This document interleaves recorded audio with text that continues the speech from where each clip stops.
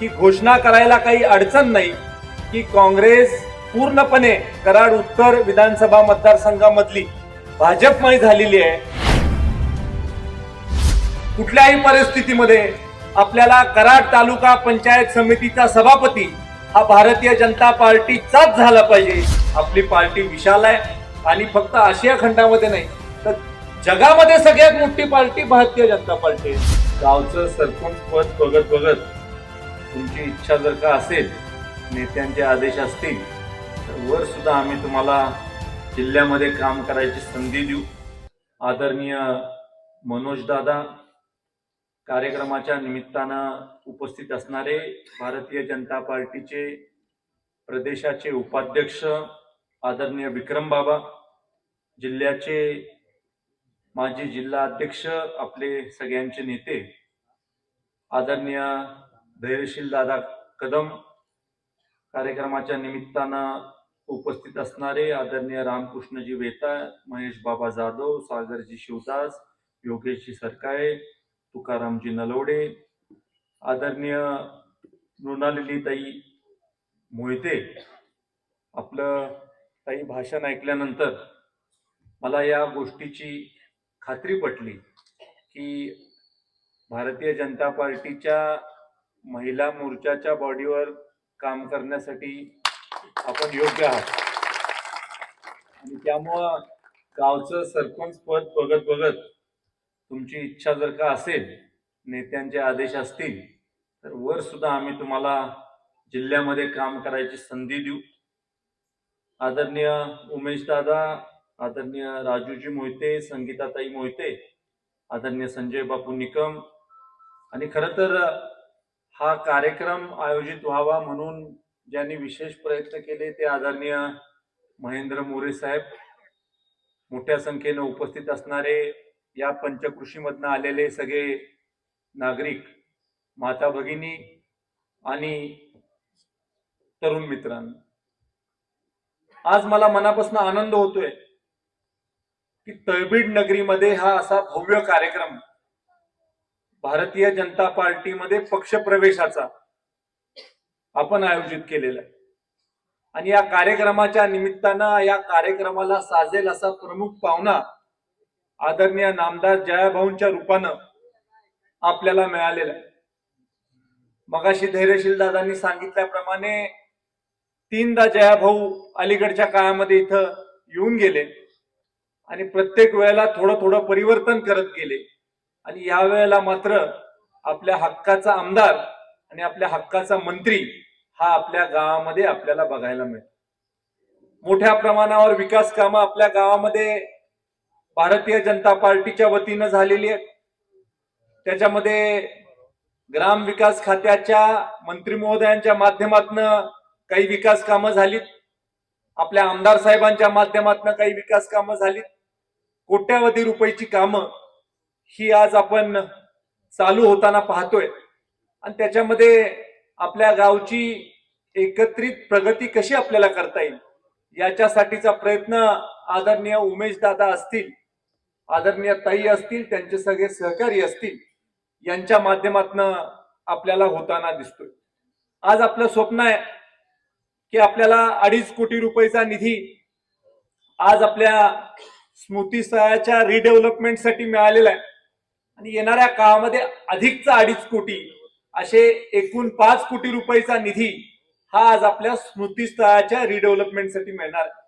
आणि त्याच्यामधून आपल्या सगळ्यांचं जे श्रद्धास्थान आहे त्या श्रद्धास्थानाला आपण अत्यंत सुसज्ज आणि चांगलं आपण करायचंय आणि त्याचा सगळा प्लॅन हा उमेश दादा आणि त्यांच्या सगळ्या टीमनी तयार देखील केलेला आहे। ग्रामपंचायतीची प्रशासकीय इमारत आहे, त्या प्रशासकीय इमारतीचं देखील भूमिपूजन आदरणीय जयाभाऊंच्या नेतृत्वाखाली झालं आणि या सगळ्या गोष्टींमधून आपल्या गावाची सर्वांगीण प्रगती करण्याचा जे स्वप्न आपण पाहिलं होतं ते स्वप्न सत्यामध्ये उतरताना देखील आपल्याला बघायला मिळते। आपल्या गावच्या आदरणीय सरपंच बहिणी आहेत, त्यांनी अत्यंत चांगल्या प्रकारचं मार्गदर्शन इथं केलं आणि खऱ्या अर्थानं ग्रामीण महाराष्ट्रामध्ये एक चांगलं काम करणारी ग्रामपंचायत म्हणून एक नवीन ओळख आपल्या तळबीडची निर्माण करण्याच्या बाबतीमधलं काम हे आदरणीय ताईंच्या माध्यमातून झालेलं आपल्याला दिसतंय. ताईंनी विविध योजना सांगितल्या, वैयक्तिक स्वरूपाच्या योजना सांगितल्या, गावच्या योजना सांगितल्या आणि या योजनेमध्ये त्यांनी किती बारकाईनं काम केले हे देखील त्यांनी आपल्या समोर सांगितलं. आणि त्यामुळे खऱ्या अर्थानं मी मगाशी आदरणीय मंत्री महोदयांशी सुद्धा बोलत होतो की मुख्यमंत्री समृद्ध ग्राम योजना जी आदरणीय भाऊंच्या खात्याने आणलेली आहे ती अत्यंत योग्य अशी योजना आहे आणि महाराष्ट्राच्या विकासाच्या गतीला वाढवण्याच्या बाबतीमधलं काम हे आदरणीय भाऊंच्या नेतृत्वाखाली ग्रामविकास खात्याच्या माध्यमातून या योजनेच्या माध्यमातून होईल. कारण विकासाची स्पर्धा ग्रामपंचायतींमध्ये लागेल, लोकांमध्ये लागेल आणि त्याच्यामधून गावचा विकास देखील मोठ्या प्रमाणावर होईल.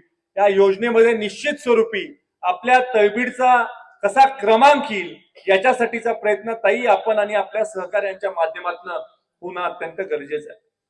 मोठ्या प्रमाणावर काँग्रेस पक्षामधनं भारतीय जनता पार्टीमध्ये अनेक कार्यकर्ते आले आणि इतक्या मोठ्या प्रमाणावर कार्यकर्ते आले की आता जाहीररित्या ही घोषणा करायला काही अडचण नाही की काँग्रेस पूर्णपणे कराड उत्तर विधानसभा मतदारसंघामधली भाजपमय झालेली आहे आणि काँग्रेसच्या इथल्या सगळ्या नेतृत्वाला पूर्ण विराम लागलेला आहे असं म्हटलं तरी काही वावगं ठरणार नाही. इतक्या मोठ्या प्रमाणावर काँग्रेसमधून लोक आज भारतीय जनता पार्टीमध्ये आले. तसं मनाने आपण भारतीय जनता पार्टीमध्येच होता कारण ह्या विधानसभेच्या निवडणुकीला सगळ्याच लोकांनी दादा तुम्हाला मदत केली होती, सगळ्यांनीच तुम्हाला सहकार्य केलं होतं आणि खऱ्या अर्थानं मला अनेक वर्षापासून असं वाटायचं की उमेशराव आपल्यावर मोकळं प्रेम करतात असं मला वाटायचं. त्याचं कारण असं आहे की सगळा तळबीडचा ऊस आपण जयवंत शुगरला नेतो. आता सांगितलं ताईंनी ती वस्तुस्थिती आहे. 80% ऊस आपण जयवंत शुगरला नेतो आणि डीपी पृथ्वीराज चव्हाणांचं करायचं काय तसं म्हटलं हे यात बदल कसा होणार माणसामध्ये, बोलू पण शकत नाही असं कसं म्हणू शकतो आम्ही बदल करा. मग करून करून प्रयत्न थकलो, परत मी पण सोडून दिलं. म्हटलं जाऊ दे आता काय करायचं आपण तरी. पण शेवटी कधी ना कधीतरी योग्य वेळ येते, तशी योग्य वेळ उमेश दादांच्या राजकीय कारकिर्दीत आली आणि भाऊंच्या नेतृत्वाखाली आज आपण भारतीय जनता पार्टीमध्ये आला. मोठ्या ताकदीनं आपल्याला आपल्या गावामधली कामं करता येतील. मोठ्या ताकदीनं आपण ज्या शिवसृष्टीच्या धर्तीवर आपल्या तळबीड नगरीमध्ये आपण जो आराखडा केलेला आहे, ज्याच्यासाठी 22 कोटी रुपयाचा निधी आपण मागतोय, हे सगळं काम आदरणीय मुख्यमंत्री देवेंद्र फडणवीस साहेबांच्या नेतृत्वाखाली, आदरणीय जयाभाऊंच्या नेतृत्वाखाली हे काम पूर्ण होईल आणि अत्यंत चांगली अशी एक वास्तू ही तुमच्या तळबीड नगरीमध्ये निर्माण होईल आणि ती वास्तू पाहण्यासाठी महाराष्ट्राच्या देशाच्या कानाकोपऱ्यामधनं लोक हे तळबीड नगरीमध्ये. आम्ही रेठरेकर असल्यामुळं आम्हाला तळबीड विषयी विशेष प्रेम.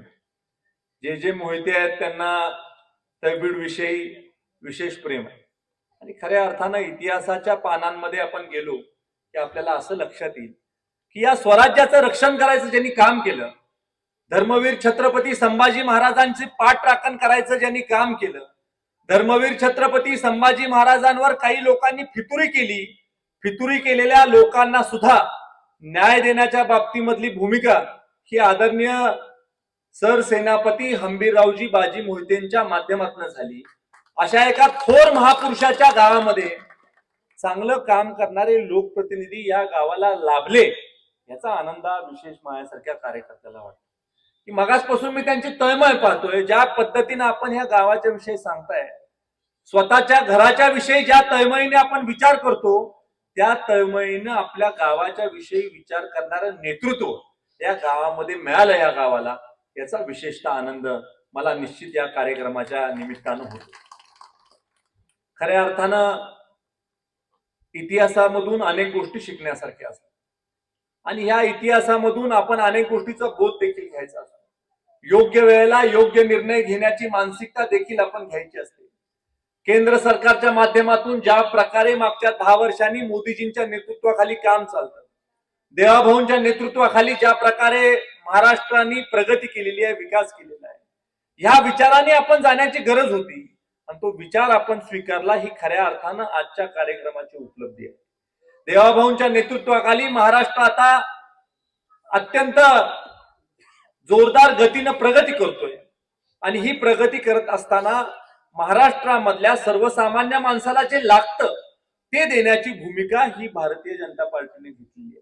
मुख्यमंत्री माझी लाडकी बहीण योजनेसारखी एक योजना भारतीय जनता पार्टी आणि मित्र पक्षांचं सरकार होतं महायुतीचं, त्या सरकारच्या माध्यमातून आणण्यात आली आणि ती योजना चालू ठेवण्याचं धारिष्ट हे आमचे मुख्यमंत्री आदरणीय देवेंद्र फडणवीस साहेबांनी दाखवलं.